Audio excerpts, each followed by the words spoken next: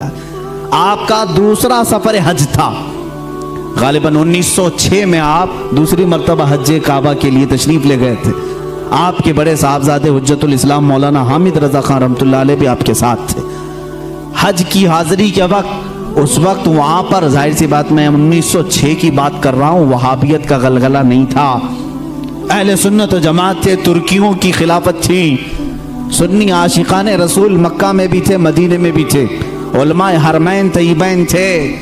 جیسی علماء کو معلوم ہوا ہندوستان سے ایک جوان عالم دین ہے وہ آئے اور ان کے علم کا توتی بولتا تھا اس وقت،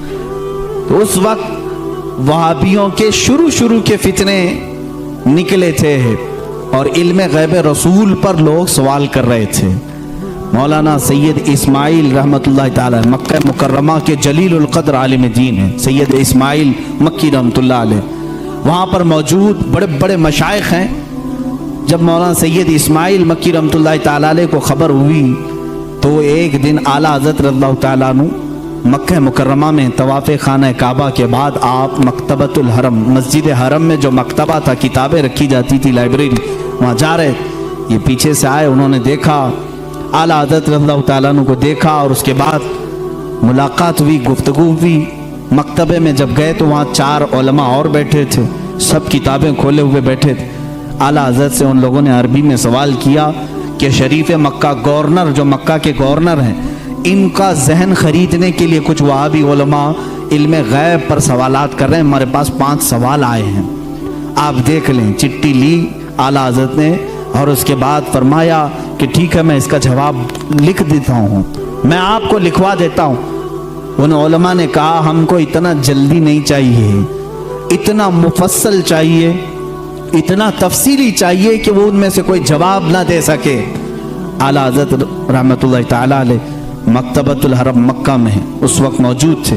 اور انہوں نے ٹائم صرف 2 دن کا رکھا تھا۔ اسی دن اعلیٰ حضرت کو بخار آیا، دوسرے دن سخت بخار، اور اس وقت صبح کے وقت شاید غالباً 8 بجے یا 7 بجے حرم مکہ میں آپ بیٹھے تھے، علماء موجود ہیں بڑے بڑے،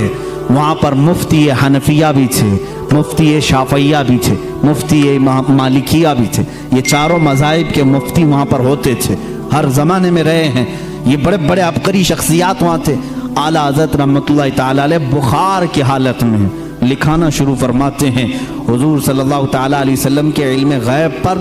دلائل لکھانا شروع کرتے ہیں، قرآن کی آیتیں پہلے لکھائیں، احادیث رسول جمع کیا، اقوال سلف و صالحین جمع کیا، صحابہ و تابعین کے متعلق منسوب باتیں لکھائی، یہاں تک کہ وہ کتاب تقریباً 200 صفحات پر مشتمل ہو گئی، جس میں دلائل کا انبار ہے، 70 سے زیادہ دلیلیں آپ کی طرف خود سے دی گئی ہیں، قرآنی آیات اپنی جگہ پر، احادیث رسول اپنی جگہ پر، اقوال سلف و صالحین سب اپنی جگہ پر۔ 8 گھنٹے مسلسل لکھاتے رہے،